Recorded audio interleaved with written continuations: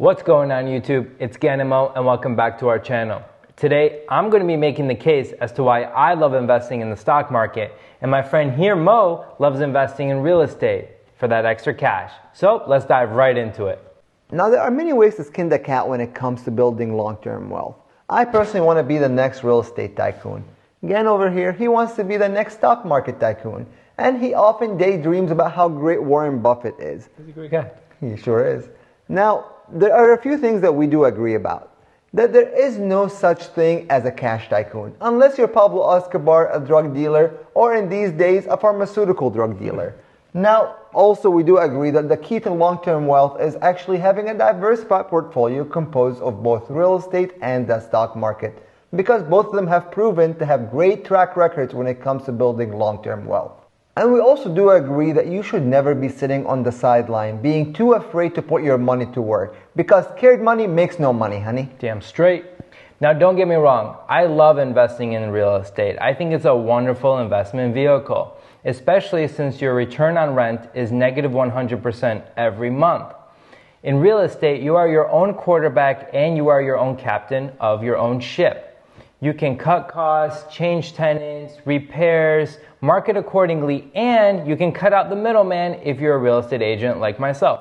Now, some of the ways you're able to cut costs are by refinancing the property, especially when the rates are so low, just like right now.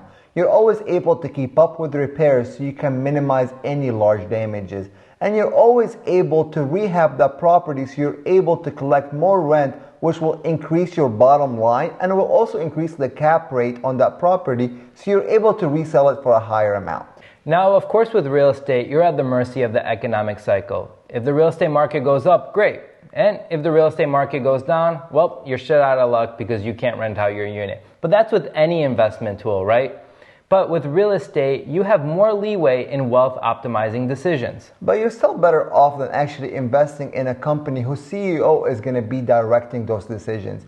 You are just a minority owner of that company whenever you buy a stock in that company. So that CEO could do different things that will affect your return over the long term. Nobody's going to be caring about your investment more than you. Now, one of the most powerful tools in your arsenal as a real estate investor is taking advantage of that leverage. You're able to make money off of other people's money. So let me show you how that exactly works. As a real estate investor, you're typically putting 20% down on a property. And real estate is known to track inflation to the annual rate of 3%. So for that year, you were able to make a 15% cash-on-cash return. If you're not sure how those numbers work, leave us a comment below. So over a 5-year period, you were able to actually double your money. Now, when it comes to the stock market, you're typically getting about a 7 to 9% return with dividends reinvested. However, leverage does kill you on the way down. Now you hear all the time that real estate provides you with tax advantages, but what does that really mean? Well, the money you keep and the tax advantages that real estate provides become very important as you become more of a seasoned investor. Now, I don't want to overcomplicate in this video, but I love numbers, so I'm going to break it down like this. You can deduct up to $750,000 in mortgage interest on your primary home. Or if you decide to sell your primary home, you can claim up to $250,000 in tax-free profit if you file single, or $500,000 if you file as a married couple, if you lived in that home of 2 of the 5 years. Now, if you're in a tax bracket of 28% or greater, this is truly a no-brainer. As a real estate investor, you're going to have expenses associated with each property that you own. Now, each property hopefully will be having some cash flow that you're able to utilize those expenses against, effectively bringing down the amount of taxes you have to pay on the profits left over from that property.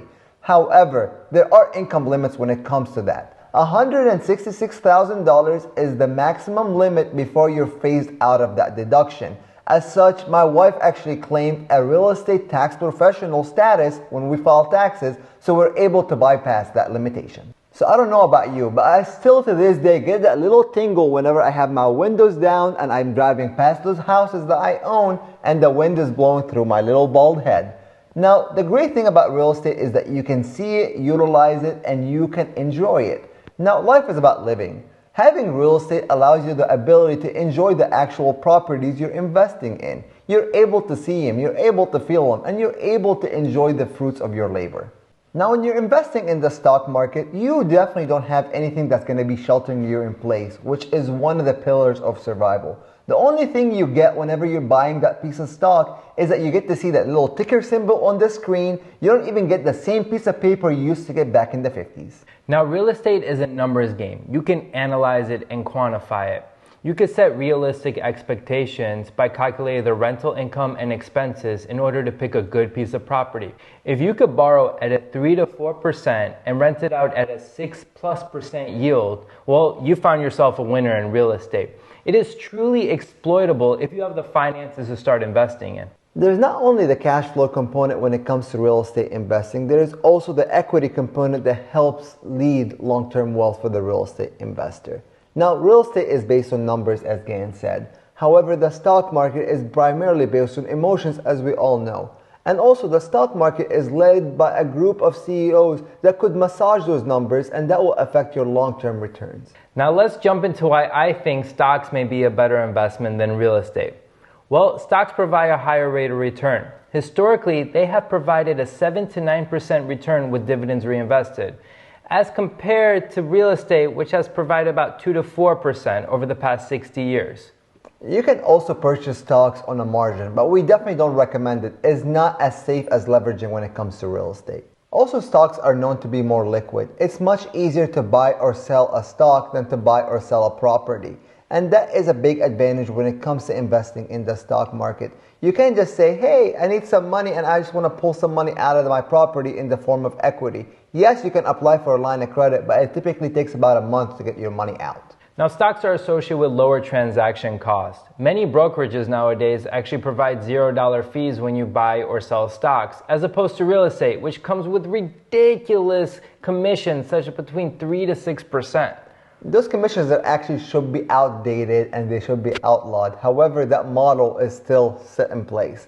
Now, real estate holdings also come with ongoing expenses. There's always going to be repairs. There's always going to be commissions to rent the property, along with the property taxes, which are typically between 1 to 2% of the price of the property annually.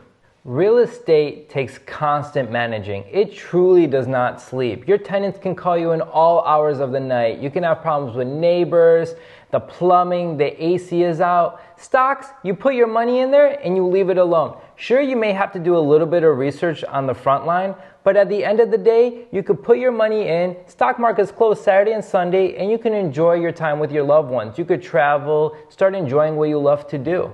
Another big advantage of stocks is that you can buy into companies you truly believe in. Let's say you're a big fan of Apple. Well, you can invest in the Apple stocks. And yes, stocks do come with some tax advantages. They are typically taxed at a lower rate, about 15 to 20%. That's as long as you are a long-term holder of that stock. So what kind of tycoon are you? Are you a real estate tycoon or a stock market tycoon? Well, if you're a real estate tycoon, you typically have these characteristics. You take pride in ownership. You believe in physical assets as opposed to paper assets. You don't do very well when it comes to volatility. And you like to rely on a source of income coming every month in the form of rental checks. Or do you have the characteristics of a stock tycoon? Those who can give up control to those who know better, can stomach volatility, and enjoy studying economics, politics, and love to trade. Now, we're not saying one is better than the other. You could be Team Mo and Sarah and enjoy buying real estate, or you could be Team Gan and his fiancée Megan who enjoy stocks. Share with us your investment strategies in the comments below. And don't forget, gingerly tap that like button, press that subscribe button for updates of new information and videos, and we'll see you next time.